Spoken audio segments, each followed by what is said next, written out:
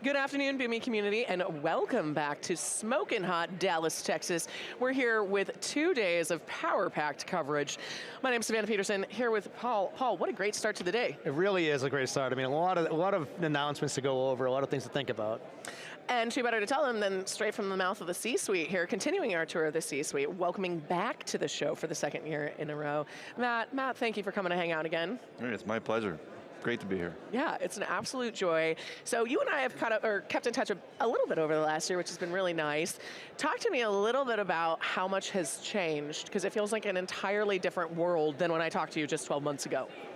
Yeah, let's not get into that, but yeah, it is entirely Canadian too, so, but anyway. Let's talk technology. Yes, the technology world has changed drastically over the last year. I think from our perspective, this is a really good sort of bookend moment for me to be here at Boomi World, because last year, Steve set out a vision in the keynote, and we're excited to be here, showing how much we've been able to realize that vision, notwithstanding the fact that everything did change in the interim.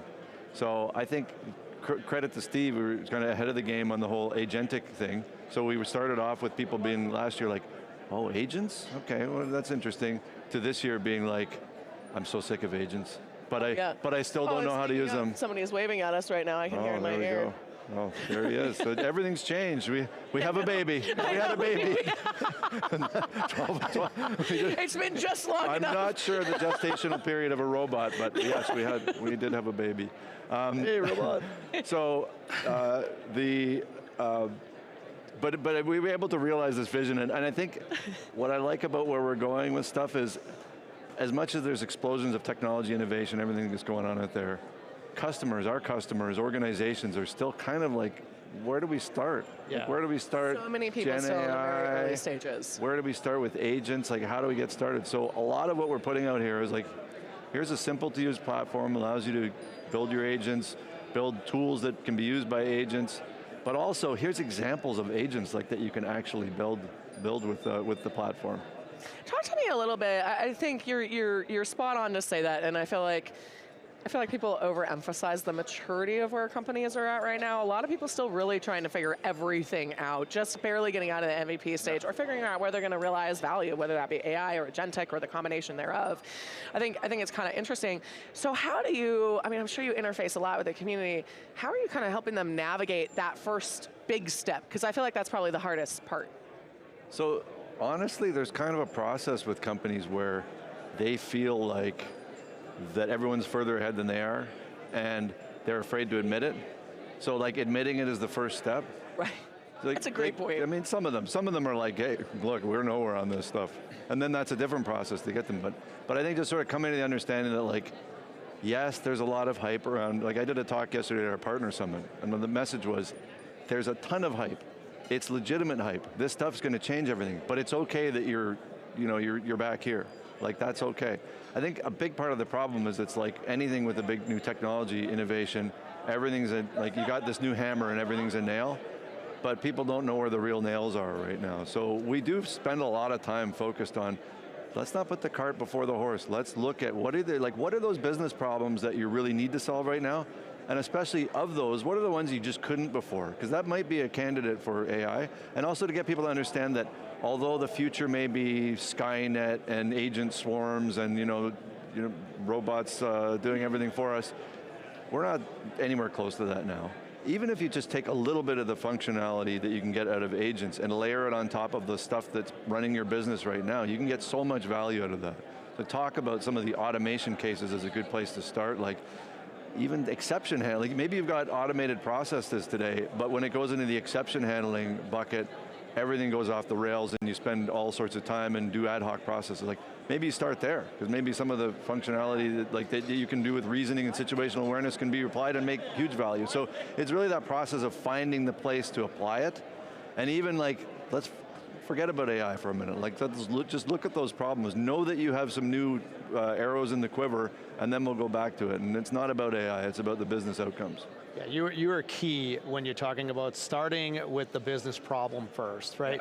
Yeah. And regardless of your level of maturity in your organization, there's a number of areas that that Boomi, that I saw out of the keynote and what Boomi was really kind of driving towards, which is, AI agents is really kind of the next generation of where AI models were, right? But to Savannah's point, there's maturity where some organizations are just even at the infancy of AI models, right? And where they're trying to move to those agents. Now there's also, I like what you said, I understand the business problem, because when I was thinking about that, I was thinking about the context of how rapidly the tech stack is changing, right? And because it's changing so rapidly that organizations are kind of a little bit gun shy to say, I'm going to go jump in and commit to this way of doing things, like say MCP or A2A or whatever it may be, like which is the right protocol, which is the right way to go. Yeah. And when you look at it from that lens, what advice do you have for organizations that are like saying, there's so much out here, it's going to change in 6 months, what do I do? Yeah, well, you go with Boomi because we're going to be your insulation against stuff. No, but in all seriousness, like, this is one of the problems we have in the industry as well, is that we love reinventing wheels. Like so, as technologists are building all this new technology, and technologists love technology, so they're not necessarily wired to be focused on the business problems, right? So they will come up with 15 protocols for one purpose and things like that. I think there is a real adjustment that companies have to go through to be, like, this is moving at a pace that we haven't seen since, I would even say, like, the early days of the web, you could say is on a magnitude the same. Sure. Like, we haven't seen a magnitude of change like this, but that was nowhere near the speed that we're seeing now. Like, things just couldn't move. The velocity is crazy. You couldn't move as fast back then. You would have time periods. So, like, there is a matter of, I think organizations need to become more experimental. Like, they just need to embrace experimentality and being like, yeah, okay, we're going to try it out. And I'm sincerely, with what we do with Boomi, like, we've always been about interoperability and being shock absorbers in the enterprise architecture. So we are, like, we have the same decision to make, right? We'll be like, do we support MCP?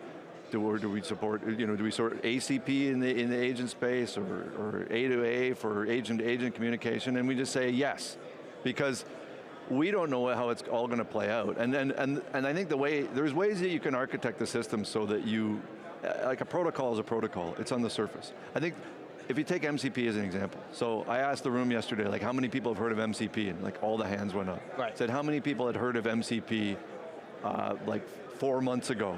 And like a few hipsters put up their hands who were, I don't know if they'd heard of it or not. They didn't want anyone to think they hadn't heard of it. I don't know. Right. Sorry people if I'm picking on you. But I think the point there is, the reason there's so much excitement around MCP isn't because it's like the greatest protocol, but it's the promise of MCP. It's like, hey, you can connect to all your services in one place, and hey, it's like this big normalizing thing. It's like the USB adapter. You could literally take blog posts from 6 years ago about GraphQL and say, search and replace, but MCP, like, the promise of it is the same. The reason for that is because, like, the interface is the interface, the protocol is a protocol, but what's behind it, like those deep tentacles into the organization, that's actually the hard stuff. So being able to switch protocols is not that hard of a problem. Definitely for us, that's kind of the business that we're in. But being able to get deliver on the promise of it, I think, is the thing that is the reason we try and reinvent the wheel again, because it's hard to deliver on that whole promise. Yeah, and I like where you were going. Like, the evolution of AI is different than historical tech stacks, right? Because tech stacks was about the practitioner doing a deployment. And it's like, hey, this new technology allows you to get to this new destination quicker. Cool. But with AI, it's a business decision. And it's not just about the tech stack, it's about the business operations. And now it's less about, hey, let me write this code to make this work. It's about, let me get to this objective. And how do I get to this objective? The challenge I have with the model context protocol and like, it's funny, I was talking to somebody recently, and they're like, oh, you mean multi-cloud protocol? I'm like, no, I don't mean multi-cloud protocol. But it was just, because there's so much confusion. The danger of three-letter acronyms, right. I remember. Oh my goodness, right? It's crazy. But we all suffer from that virus. Absolutely. But the challenge with, and I think from a Boomi perspective, is if you kind of put your cart on a horse, and then there's a number of horses out there, and you're like, okay, which one am I going after? Yeah. It kind of fragments your approach, but you want to be open to everyone that's delivering. What are your thoughts on that? Yeah, I mean, we've lived in this world for a while, right? Like I lived through the, I'm an old guy. I lived through the SOAP versus REST, and I lived through the REST versus GraphQL and gRPC and all these, like, there's always these debates, but like, I'm gonna talk about this later, I have a talk later, like, tech isn't biodegradable. Like, it doesn't break down, and we never really remove anything. Nothing ever goes away. Right about that, it's a super good point. We might say like, REST beats SOAP, REST with the SOAP. There's still SOAP services running out there. We're helping people. I was going to say, the legacy systems would have something different to say about that. They're out there, right? So, I mean, I think there is an opportunity here where we don't go crazy. Like, there have been protocols that have died out when there's been protocol battles. Like, even now, like agent to agent stuff, I think that there's a bit of there's land grabbing going on. Like there's sincere community efforts going on there, and then there's people trying to assert their place in the ecosystem. Like, I think if usually the developers win. So if developers are building apps that need a protocol to connect to these tools, I'm just sort of playing it out in my mind. Do I want to switch protocols if I need to delegate a task to an agent versus delegating a task to, like, I'm probably going to want one protocol to do that.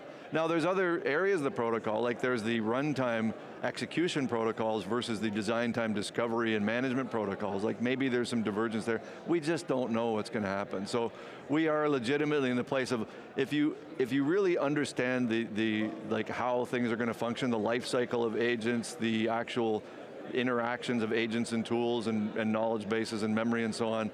If we model those correctly from a semantic perspective, then the tool, like the protocol is secondary, even though what's selling the protocol may be all the other stuff. It's like the protocol is a protocol. We can probably adapt it. Yeah, you're abstracting the protocol, so the developers and organizations don't have to think about it, right? You can say whichever protocol you choose to go after, that's the way you're going to move towards. And going back to the developer always wins, like, MCP was created by these two developers at Anthropic who are IDE developers. They were working on the Claude desktop, and they're like, we need a way to plug stuff into this. So their frame of reference is IDEs. It's not these enterprise scale agents that are going to be running distributed. That's not to say MCP can't do the job, but it's always good to know the origin story so you can think about where the blind spots are and you can address those things.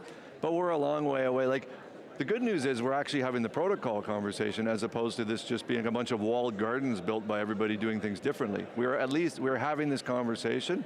There's clearly like all this energy behind it. We're embracing MCP, but we're embracing everything else. We joined the agency consortium, which is led by Cisco and has a number of members like LangChain, Lambda Index, which is really exploring the whole protocol space. So we're very open-minded at this point. It's that standardization, though, that's going to help everyone continue to keep up with this velocity, which makes, it makes a lot of sense that everyone's collaborating. Collaborating more so than we've seen historically out the gate when we have a new technological shift. I feel like there's a lot of minds coming together to do this. Actually, speaking of minds and diverse minds, I want to ask you about your pin. Can you tell us about your pin? Sure. Yes, this is the ERG pin for the Black Network Alliance that we have at Boomi. So it's one of our ERG groups where we celebrate the diversity of the organization, and I'm a co-exec sponsor. I love it. We have great activities, great engagement, and very proud to be working for Boomi. Yeah, I love that. And you know what I also love? I love that Boomi is still embracing and celebrating diversity and empowering, especially if we're talking about our AI future, if we don't have diverse minds coming up with these solutions and thinking through everything, we're going to find ourselves in a pretty tough spot. We're seeing, there's lots of evidence of that in some of the tooling that's coming out. Well-intentioned, but just things that are overlooked. It's blind spots. It's what happens. How do you, I know y'all are fairly remote in terms of a team. You're in Canada, the squad's all over the place. How are you empowering the team to continue to move at this velocity and continue communicating and collaborating and then prioritizing what you're hearing from the customers? There's a lot going on. I feel like you're holding a lot of things in the air. Yeah, it is a constant challenge because it's this contention between velocity and coordination. Yeah. And like so far, like it kind of goes back to the philosophy of, how complexity is seen as this evil thing, I think, sometimes in our industry. I just have a totally different mindset. Like, to me, complexity is the greatest thing in the world. but you have to learn how to work with complexity. Right. Right, and this is what we help our customers with. Like they've got these complex environments where like, well, yeah, it's going to be complex. You're going to have soap over here and rest over here, whatever. We're going to make everything work together. It's the same right now, like speed really drives up the impact of that complexity. So communication at this point, it gets kind of like, it's not going to be perfect, but we're all going to move in directions, but we all communicate. And so we started, even like a couple years ago, shortly after I joined, there was all this AI activity going on in different pockets, and we're like, you know, it'd be good if we all like talked to each other and shared what was going on. And out of that process, we would have like stuff that was going on with our internal IT team that we'd say, hey, you know what, that could be useful for our customers. Or things that the engineering team was working on, and we're like, hey, you know, we could deliver some of that here as a recipe in the marketplace. So that type of communication is the only way I think you can keep up. I think complexity is a necessity of the business, but I also find in our research that 67% of organizations are hiring generalists over specialists, right? And because of that reason, they're really looking for, data point. yeah, it really is, because they're really looking for vendors like Boomi to come in and simplify that complexity, even though complexity is a necessity, right? So I agree with what you're saying, that you definitely need to have, don't shy away from complex solutions. Yeah, you don't want chaos, but I think the management of complexity. I was using the term dance with, you have to be able to dance with complexity, right? And kind of make it work for you. Because if you think about, like, we're solving these incredibly complex problems. Like, that's the power of technology. Like, the beauty of technology is, look at the complexity we can build, and like the solution side of it. And there is this essential, there's a whole paper on this, like from the 80s by Brooks, who talked about this, you know, these types of complexity. There's this essential complexity that's part of the solution, you have to learn to work with that. The accidental complexity that comes in afterwards, like that's the stuff that you want to minimize and get rid of. And that's a really great delineation. It's not about challenging things or multiple pieces. I mean, look at you guys, you are the ones who decrease the complexity for the rest of the world, so of course you like the complex problems, but I think it's that accidental complexity. I love that I'm going to appropriate that from you moving forward, because that was a really great phrase. Brooks. I think the actual title of the paper is No Silver Bullet. Right. That's a brilliant piece. I think that's really interesting to think about, because that's what, especially with these MVPs, and then you go to scale it, you're bumping into stuff you might not have even known was going to be an issue. I mean, MCP is one letter away from being an MVP. I think that's kind of where it is right now. Like, there's a bunch of stuff around authorization and delegated authorization and other things that are going to come out that we're going to work it on. But hey, it takes a village. We've got a whole community working on these things now. You have a whole brilliant community. It's so fun getting to hang out with all your friends. Does it feel good to see everybody this week? It's great to see people. I've been working with people for years that I'm meeting for the first time face to face. So it's awesome. It's awesome. Oh, that's so fun. All right. Well, final question for you, Matt. I wish I had asked you this last year. I don't think I had a chance to. But since so much has changed over the last year, since the last Boomi World, focusing on the exciting technology stuff and not the global chaos stuff, what do you hope to be able to say when you and I are hanging out next year here at Boomi World 2026 that you can't yet say today? That's a great one. Ooh, I got to think about that. Maybe it's like, see, it wasn't so hard. I think maybe that's the one that because I think people are like, last year was just getting their arms around the vision. Now it's like dealing with the FOMO of, hey, well, what if everyone else is doing stuff that I'm not doing? I think that notwithstanding all the ethical dilemmas that come in with AI and all the data sorting and everything, maybe we sit it down here and people are saying, hey, it wasn't so hard after all. What a beautiful way to sum that up. I look forward to us getting to tell those stories. Maybe we can bring a customer or one of your community members up with you next year, and we can talk about how easy you made it, or at least reasonably easy. It will be a human customer, it will not be a robot. Yes. Okay, awesome. Absolutely, Matt. Thank you so much for coming to hang out with us again. And thank you, Paul. Appreciate it. I hope all of you are enjoying these candid conversations about everything from robots to MCP to tariffs and the situation with our friendly neighbors to the north. No, I'm joking. We are here at Boomi World 2025 in fabulous Dallas, Texas. My name is Savannah Peterson. You're watching theCUBE, the leading source for enterprise tech news.